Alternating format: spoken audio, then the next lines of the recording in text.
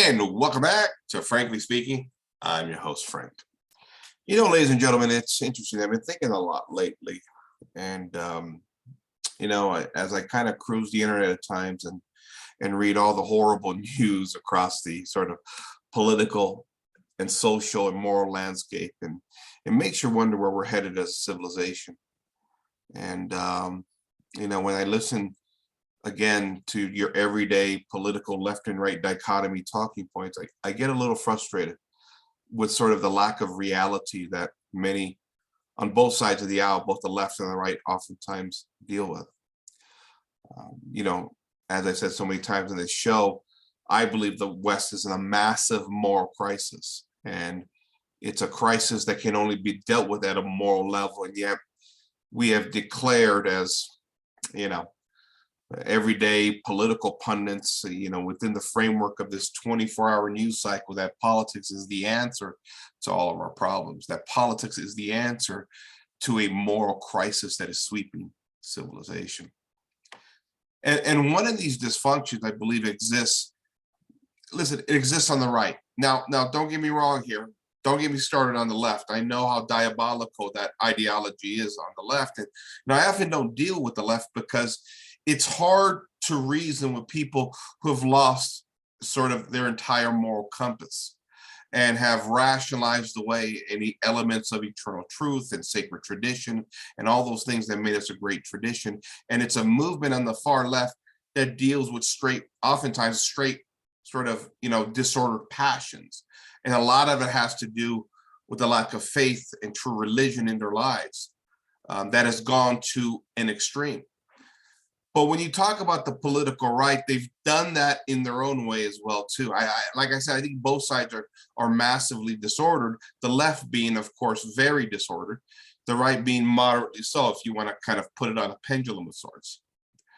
And you see this with the political right in regards to how they've come to worship sort of these institutions or these principles, which on the surface can be good, but they elevate them to the status of an idol, right? Let's start with, for example, the American economic engine of prosperity, which is something that was boasted about by, the late Rush Limbaugh. May God have mercy on his soul. I listened to Rush for a long time. And it was interesting when I was in that camp because a lot of it at the time made sense to me. I was kind of this young, kind of, in some ways, libertarian-esque when it came to sort of the relationship between citizens and government, right? I never bought the whole, libertine social values, right?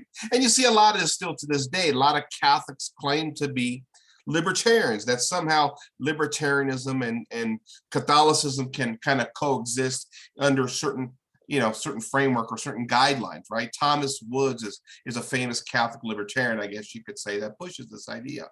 I never bought that. I never bought those principles because libertarian ultimately leads down the path of surrendering all social and moral values in society. Now, we can have that discussion some other time, but this is what I've seen throughout the course of my life. And, when we talk about American prosperity, first, let me premise it this way. There's nothing wrong with material prosperity. I think it can be a good. And I think as human beings, the pursuit of material prosperity within the certain framework of the faith is a good and healthy thing. It actually, I believe in some ways, could build us spiritually. At the same time, too much excess materialism can destroy us as well, too. It's a balance. It's like I said to you before, the beautiful thing about Catholicism, unlike something like classical liberalism or even Protestantism, we've learned how to balance the natural and the supernatural pretty well. Where in classical liberal civilization, again, referring back to the classical liberal notion of the economic engine of prosperity, you see an extreme element that focuses merely on the financial or the economic, or eventually becomes the worship of material goods. And that's essentially what the American, sort of economic engine of prosperity became on the political right, and still is to this day. If you listen to talk radio to this day, now I listened to Rush for a long time.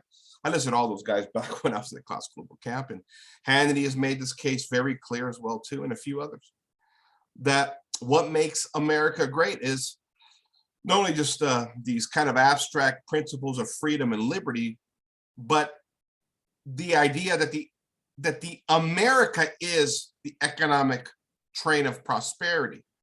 Not only does it benefit Americans per se directly, but it benefits the entire world. The entire world has been made much richer and wealthier. The governing body of our lives, so to speak, has been made better by technological advancements, creation of wealth, creation of better medicine, creation of a more comfortable life in a better world, right?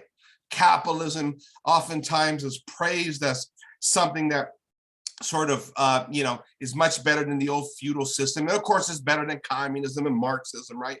And all this great prosperity, peace, and harmony that America brought to the world is credited to America and its ability to create wealth and make all of our lives better. And I've always found that interesting because there is a partial truth there. But as always with classical liberals, they take something that is a true principle or something that is good and they distort it. The first of which, of course, is they've never acknowledged the one true God.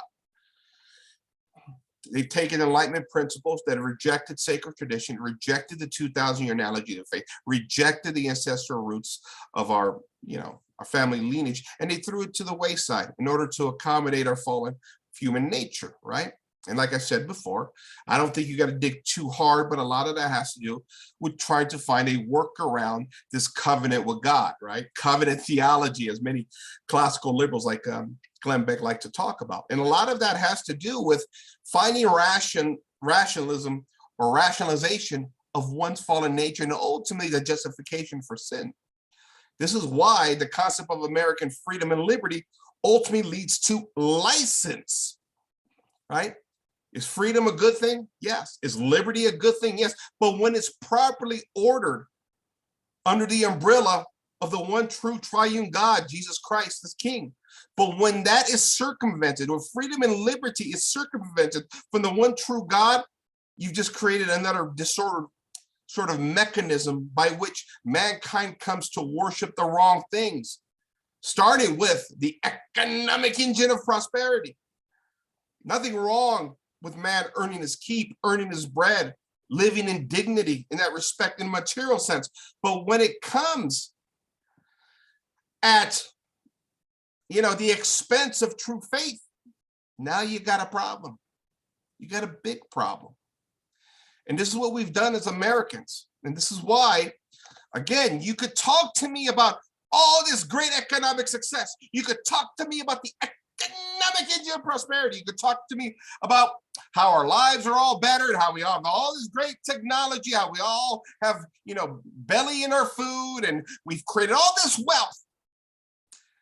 But what you guys in the political right never want to talk about is how that is all coincided with the great apostasy, the collapse of the culture, the collapse of civilization, and ultimately the destruction of the family. That's something the right never wants to talk about. Not in great detail. They'll talk about it in a social science kind of perspective, right? But not in great detail, because then we get into disturbing areas of abandoning tradition, abandoning sacred eternal truths, and that they don't want, because religion and faith has got to be malleable, right? Because what is American morality, right? What is it? In a nutshell, you do you, I do me, and as long as we don't cross each other's property lines, we don't shoot each other. That's American morality. And in that context, when we talk about things like the economy, economic prosperity, men earning their keep, trying to find viability for their families to live in, somewhat decent lifestyle, even that becomes disordered when you don't acknowledge the one true God. And you can see it in everyday American life as we've come to worship at the altar of material items, right? Our gadgets, right? And the irony of it all is we worship these things so much that we even bypass basic fundamental moral principles of how we acquire these gadgets, these goodies that we all come to love, right? I mean, the fact that we got a proverbial slave class in China that's making these for us so we can buy these on the cheap, so we can be entertained, right? Bread and circuses, baby, yeah. You know, the fact that we're doing this on a usurious system, running perpetual debt, leaving billions and trillions of dollars on the shoulders, on the backs of our children for generations to come. Hey, but we got the greatest economy in the history of the world. Never mind these kind of side issues, these little nuances here that, you know, may disrupt the economic engine of prosperity, which so many on the right love to boast about. Never mind that the middle class is being crushed like never before. You know, you could tell me that the middle class today has more food in their belly than ever before. They got more wealth than ever before. They also have more debt than any time in history. See, that's never mentioned, right? Because a lot of our economic policies in this economic engine of prosperity is relative. Most people won't even ever pay off their houses at these pricing levels. They won't. They won't. That's just a reality because life throws curveballs at you. See, with conservatives, I think there's a guilt complex because at some point looking back at history, you have to spit or piss on the graves of your ancestors. That's what you have to do as a classical liberal. Let's be honest, because it's an ideology founded on rebellion. It is. And I've talked about it on the show a lot, how this strange kind of, you know, thing where one generation always rebels against its parents in America, which is strange to Catholics, right? We Catholics, right? We follow the will of the Lord, right? 10 Commandments, it's right there. Thou shalt honor thy mother and thy father. But in America, we don't do that. Parents they're seen as shackles against freedom and liberty, kind of a thing, right? We have to rebel, right? And what is the American rite of passage now as a teenager? That you turn 18, you're out of the house, you got to go to college, right? You got to do the drugs, you got to do the sex, you got to do the rock and roll, you got to do, you know, you got to get indoctrinated into some university. And this is a rite of passage in America. Even conservatives send their kids to these liberal schools, right? And everybody expects your 18, 19, 20-year-old just to go experiment with all these things that at one time in the old world, in the Catholic world, we call sin. In America, we call it liberty, right? But as long as those kids come out of college, right? Doesn't matter how much drugs or sex they have, how much sexual experimentation or how much they party or what kind of situation they find themselves in, how many abortions or whether they're contraceptive. That doesn't matter. What matters is they get out of college and they participate in the economic engine of prosperity by going out there and making the money. Because what is really the highest sort of level of being that you could be in America? What gives you class status in America? Is it virtue?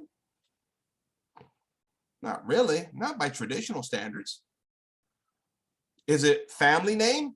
No, we kind of got rid of that with the monarchies, right? It's about climbing the economic engine of prosperity. It's about this fluid class system, right, that we have in America. And the more money you make in America, the more value you're seen to have in America, right?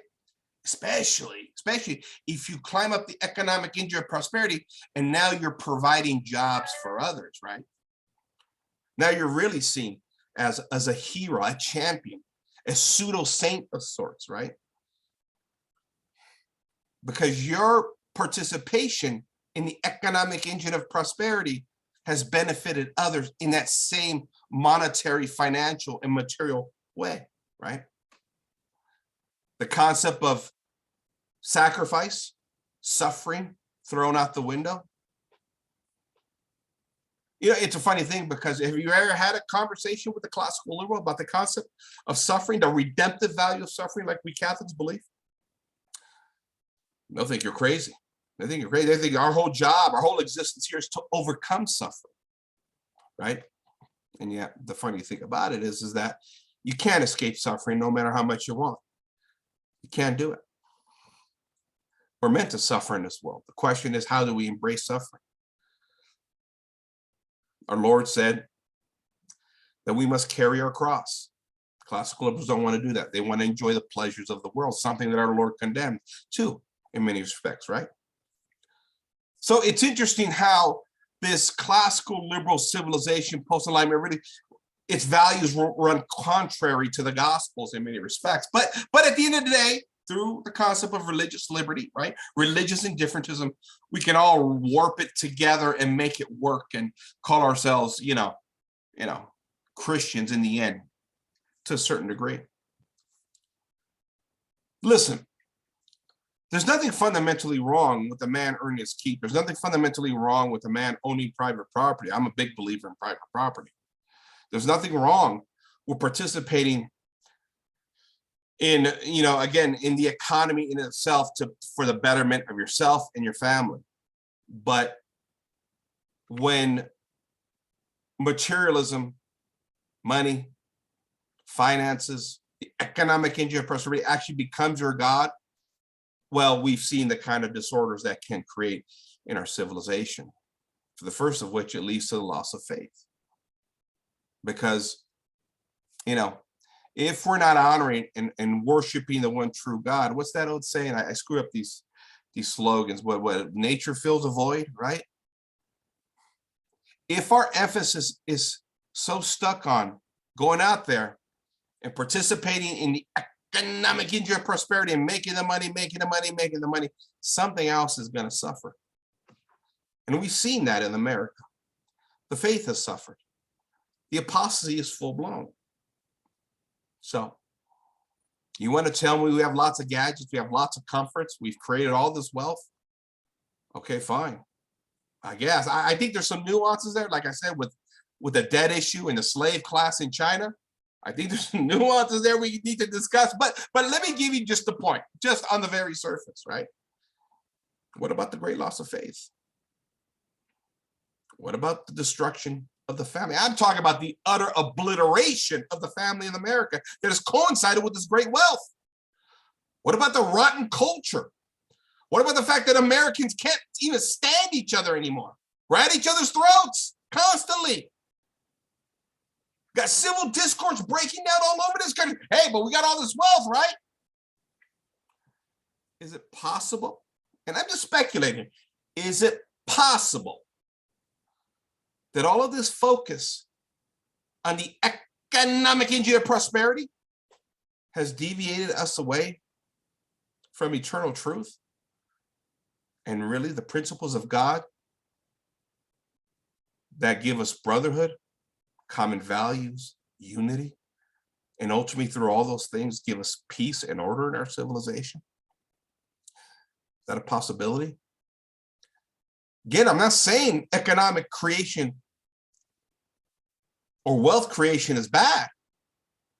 What I'm saying is once you elevate your wealth creation to a divine status and you ignore true faith and true religion, like America did at its origins, maybe you create a problem that you don't have an answer to.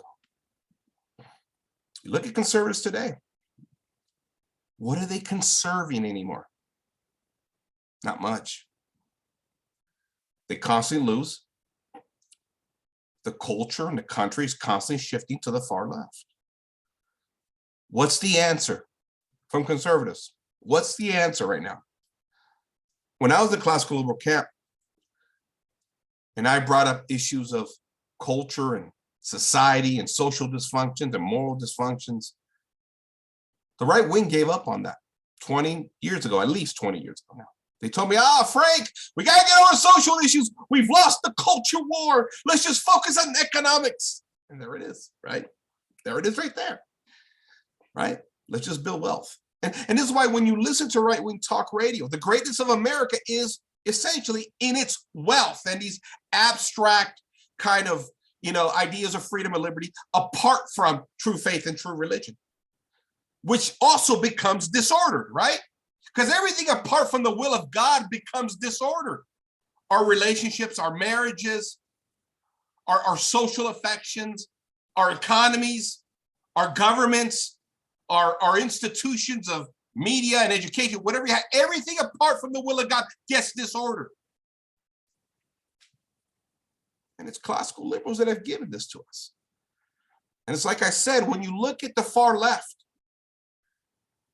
when you look at the Looney Tune, the craziness that comes from the far left, and not just in America, throughout all of the world, these are the little demon seeds of the classical liberals who never wanted to give God his rightful place in our society and in this country. They never did. This is why this is all messed up and why the economic and prosperity is not going to solve these problems. Fine. Let me ask you this question. And I've heard this from conservatives. Healthy families, no, excuse me. Strong economies lead to strong families. Do they? I mean, by that example, which I've heard conservatives and libertarians tell me, then we should have no problems with their family. If this is the greatest wealth creation in the history of the world, right? That's the claim, right? You combine all the other eras of humanity, the feudal system, everything else. We've beat those economic numbers all combined just since the Industrial Revolution. If that was the case, then should not this be the highest point of human civilization in regards to culture and familial structure? Shouldn't we have the strongest families in the history of the world? The strongest and most vibrant cultures? But we don't. We don't. We have a culture that's rotten to the core, and the family is in a state of ruination, being broken down by the second at this point in history. And I got to hear this economic engine of prosperity crap from the right constantly. You guys are lost, man. And then, listen, I know you guys think I'm picking on you. I was in your camp. I know your arguments back and forth. I was there, right? I mean, this whole economic engine of prosperity, that was pushed by Rush for many years. May God have mercy on his soul. I don't hate Rush. I listened to him for a long time. I think Rush was a nice guy, and I think he meant well, but he was wrong, and he was wrong on a lot of issues. Starting with a lack of true faith and true religion. Now, listen, this is hard to talk about because I don't want to rash judge the man. I know toward the end of his life, Rush was trying to find true faith and true religion, right? I know he was, and I hope he did. But judging by the testimony of history, I'm not going down this path. I'm not going to judge the man. I can't do that. I can't. Listen, when I found out Rush passed away, I prayed for him. And I'm going to leave it at that. But in general, his principles of, again, pushing this narrative that America is the greatest thing since this, and this, because of the economic engine of prosperity, is wrong. It's wrong. And we're living through that now. And if you listen to conservative talk radio today, they push the same narrative. The same reason why we have gone off the cliff morally, culturally, and why your progressive siblings on the right now dominate every institution throughout the West. You guys are going back to the well. Same talking points, right? You guys have tried to use logic, reason, rationalism with your progressive siblings now for a long time, and it hasn't worked. You can sit here and tell me there are a bunch of madmen on the left, but maybe it's time we take it a step deeper. Maybe there's some demonic influences out in the world that we can't see, and maybe some of you on the right have helped facilitate those demons. right? Let me give you an example.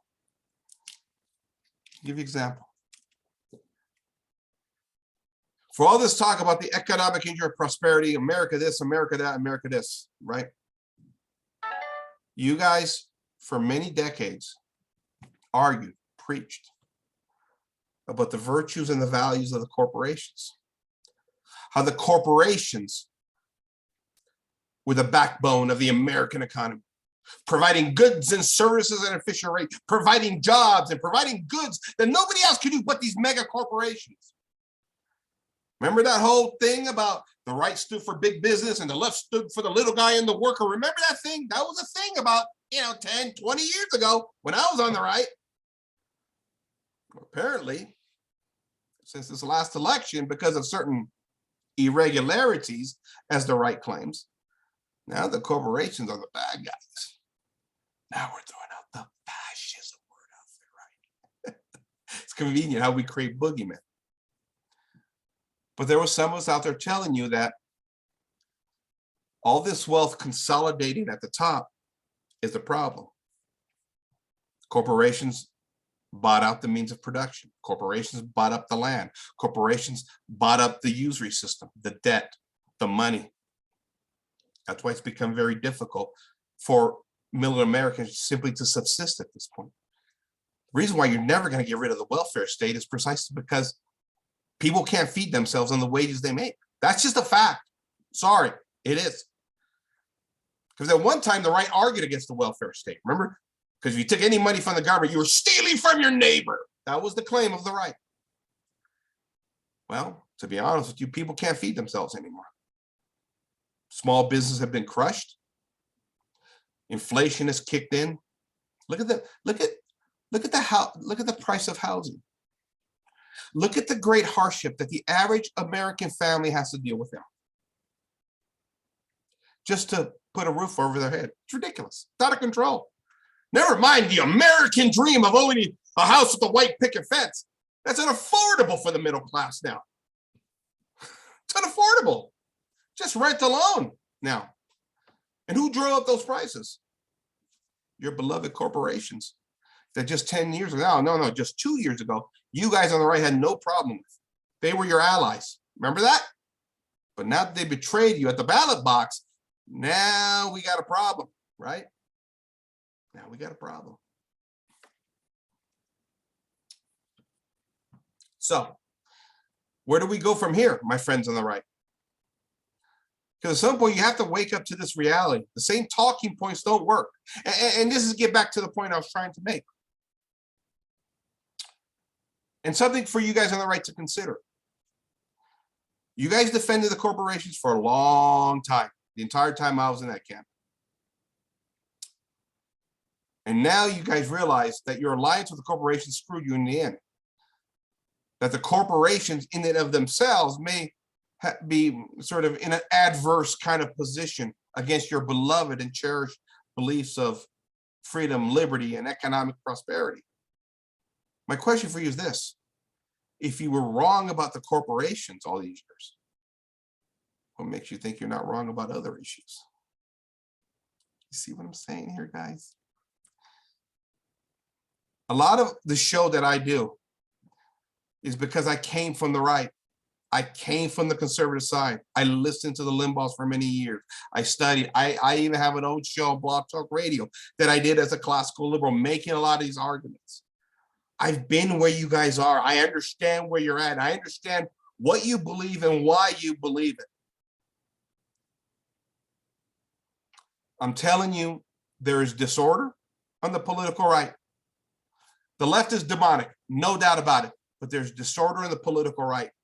And a lot of their ideas are flawed because they're not based upon principles of eternal truth, sacred tradition, and the 2,000-year analogy of the faith. And I know that gets into the area of faith and religion, which classical liberals never want to get into because there's problems at the origins of the country when it comes to faith and religion, right? Because the founding fathers were indifferent toward religion, that puts us in a position to kind of, delve and have to deal and live and in the midst of this pluralism, right?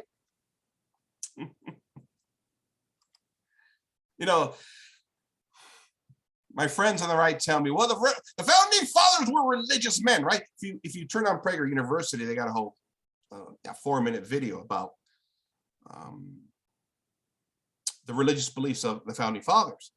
And what is fascinating about that video is they'll tell you, well, you know, they weren't exactly orthodox, but they believed in something. They believed in something. So in that sense, they were religious men. And of course, the Constitution, as often quoted by one of the founders, I forgot, is it Washington? Is it Jefferson? I don't know. The Constitution was made for a virtuous people. See, the founding fathers were religious. But see, that's not the question. It's not the question. I mean, after all, Satanists are religious, right? When they show up to their satanic temples, right? The question is, were the founding fathers orthodox in their faith? No, they weren't. Do you think it's a coincidence now that at the origins of the country we couldn't get basic principles of moral truths correct, that now, really not that long after the founding, really, okay, we're talking about 240 years, 250 years roughly, the country has gone chaotic, but you can argue the country went chaotic a long time even before this. We're just making this argument now. The moral confusion left by a failure to acknowledge eternal truth, sacred tradition, and the 2,000-year analogy of the faith, it can be argued, pick your date. When did it all fall apart? At the very least, we can say at the sexual revolution, we saw the moral chaos that would soon engulf America. Is it a coincidence that the moral confusion, the dogmatic anarchy in the religious beliefs of the founding fathers has played out in America exactly the way it was always going to work out, with the rest of the population, the entire country in the midst of dogmatic anarchy?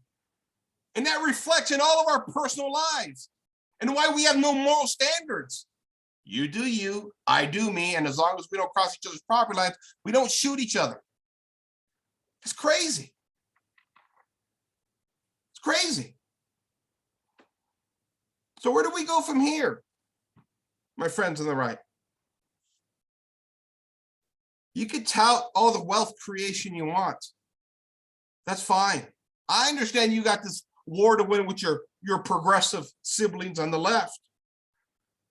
But until you start acknowledging the utter destruction of the culture and the family, the moral demise of civilization under your governance, right? Under your governance, under your tutelage, under your expert tutelage, I should say. That's from a movie. I mean, this all happened under the watch of your time and power. Can't blame the Catholics anymore. Can't do it. Monarchs were ousted a long time ago. This is classical liberal civilization, and it's all falling apart. And what's the answer here? The economic engine of prosperity? It's a false argument. It's a false argument. And to put people in a position that somehow we're against prosperity because we don't want to elevate the material world to the highest echelons of what we consider good and decency in society is a false argument. And many conservatives have done that. When do we repair the culture? When do we repair the family? And how is that done in a secular society where we rejected eternal truth? Our ancestors are rolling over in their graves because classical liberals decided that, guess what? I know better than my parents, and I'm going to piss on their graves. That's essentially what this is. Let's be honest. Again, this cycle of rebellion, this cycle of revolution. Once you remove the moral arbiter of truth, who is there to say, okay, it's over. We've achieved utopia? Who is there to say, this is fair, this is foul, this is right, this is wrong, this is good, this is evil? Because as Americans, we don't know how to determine these things.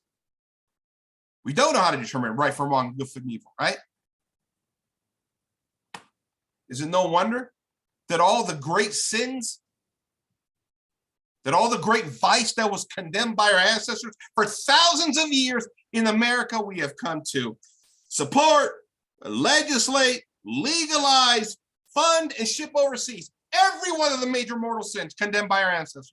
And we call that freedom and liberty in America. I suggest we rethink things because something went wrong along the way. And there's no political solution to this problem, guys. I keep telling you. And that's not to say that I don't participate in the system itself. I mean, if politics is a means to an end in order to help maintain the collapse or fend off the collapse a little longer, fine, I'm with you. But let's be honest, there's no election going to save us now. And it's not just America. I keep saying it's all of the West that have encompassed these Enlightenment principles. So you guys want to focus on economics. You want to focus on making the money in a nation where the disparity of wealth continues to get wider and wider. Because pretty soon, you guys on the right are not even have that claim anymore. You're not going to be claimed that we're the greatest wealth creator in the history of the world. It's just going to be an elitist group up top that controls the vast majority of the means of production, the land, the wealth, everything. Because more and more Americans are getting crushed. And you guys on the right have a massive contradiction on your hands.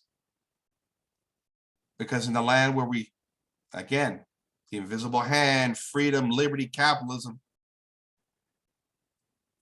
you guys have issues with putting limitations, don't you? On certain economic achievements that individuals or corporations can make. Now, I'm not calling for any caps on anything. A controlled economy. I don't believe in that. But we do have fundamental problems when corporations, like we've seen of recent, can borrow money cheaper than the average American because they have this buying power and then buy up all the homes and the land. That's a problem.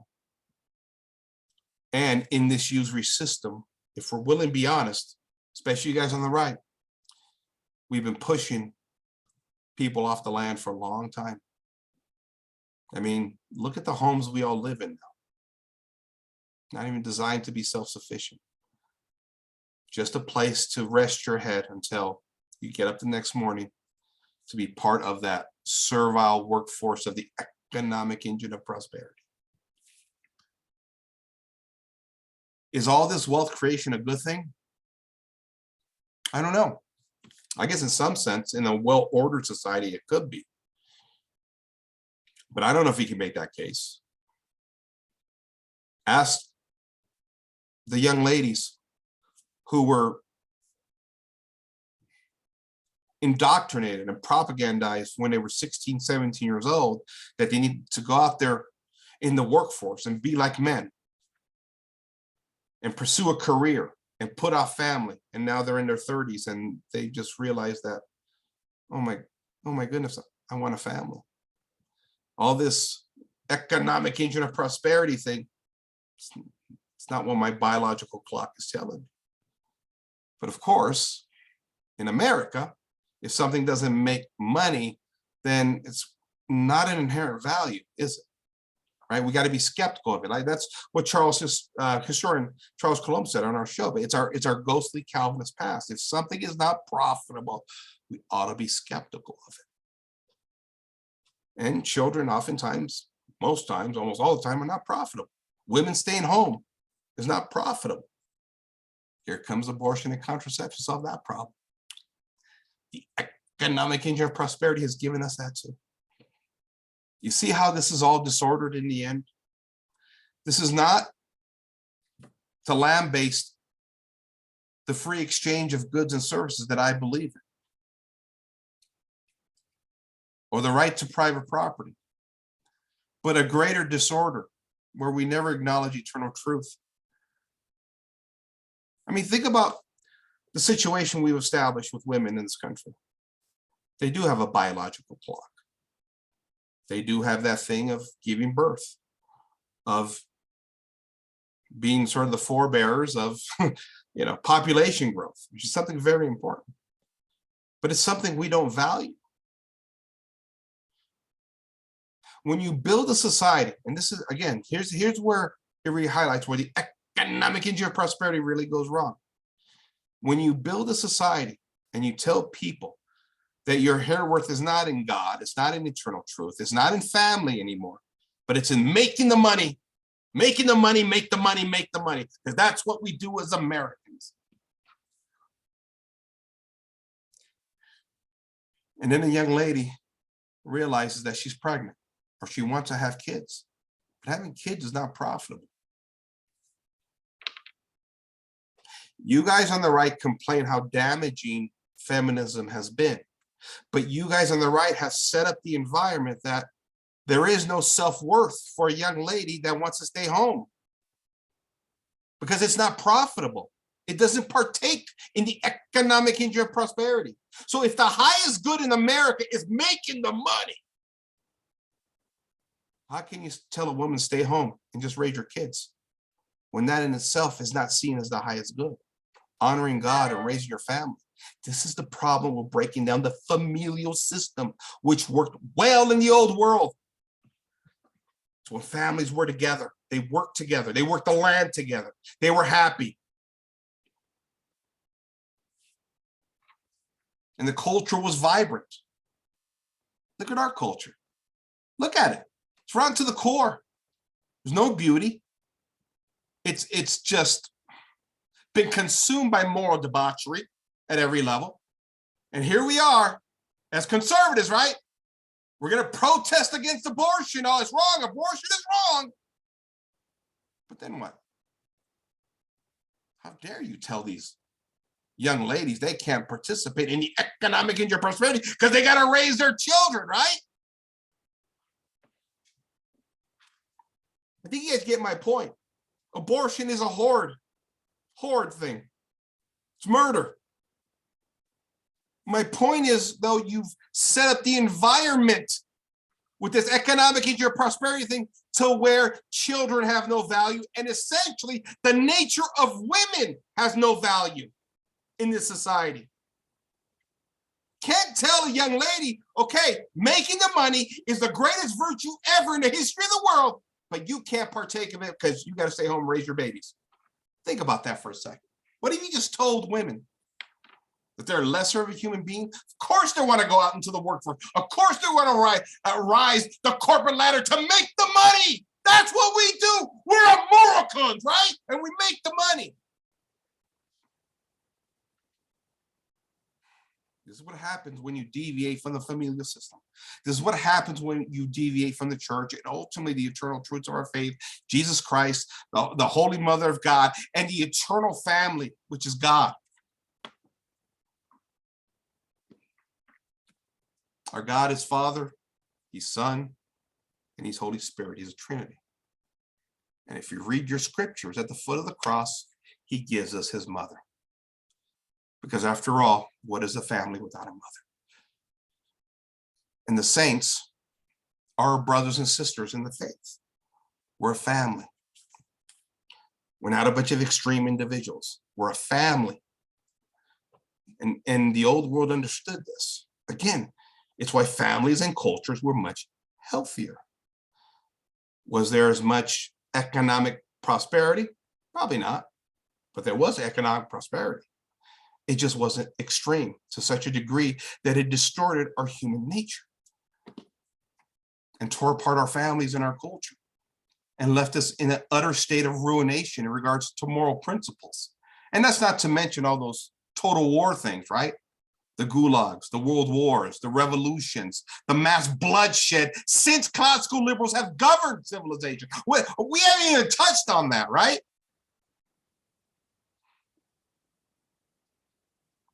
Creating wealth, a man providing bread for his family, shelter for his family. It's not a bad thing. But with everything else in this world, you have to balance that with eternal principles. We have to get back to the faith. It's the only chance the West has. starting with America. It's an uphill battle. And what's funny about it is, as much as we like to tout the economic engine of prosperity, most people at this point in history feel enslaved to a usury system of debt. A usury system that puts us in the system, what, as early as 4 years old, right? You enter kindergarten, you go through grade school, you go through high school, you go through grad school, right? And then you join the workforce and you essentially work until the day you die, managing a debt load. Because isn't that what Social Security benefits are based off, right? Life expectancy. And you guys on the right want to call that freedom and liberty? The vast majority of people won't be business owners. They won't be free. They won't be independent. Yes, you could give me your rags to riches story. I just wish when you guys give me those rags to riches stories, right, you put a little context behind them, right? I got no problem with rags to riches story. But when a man abandons 2 and 3 wives and families in order to achieve the success, yeah, I think you got a moral quandary there. I don't think that's a success story. Oh, no, no, no, no, no. It's not. Sorry. As much as you guys want to make that to be. But you're in a user system essentially from the day you're born to the day you die. And you guys call that freedom and liberty. I think you're crazy. I think you're nuts. I think the propaganda of classical liberalism and the Enlightenment have brainwashed you into believing in an alternative reality. Most people don't feel free. They get up every morning, they got a mortgage payment to pay, or the rent to pay, the bills, the healthcare costs that have skyrocketed, everything, education, everything, food, everything. Standard of livings have dropped. We have cheap gadgets from China that make us feel like we're advancing, right? We're doing good, right? But again, that little slave class that we have in China working for us, that's pretty nice. That's pretty convenient for the economic engine of prosperity, right? Never mind all the debt that I mentioned earlier. So there you have it. Material prosperity, financial prosperity, is it a good thing? No, it's not in its proper context. But as usual, like everything else in the West since the Enlightenment, any deviation away from God disorders everything. From the economy, to politics, to culture, to education, everything. Everything has been distorted.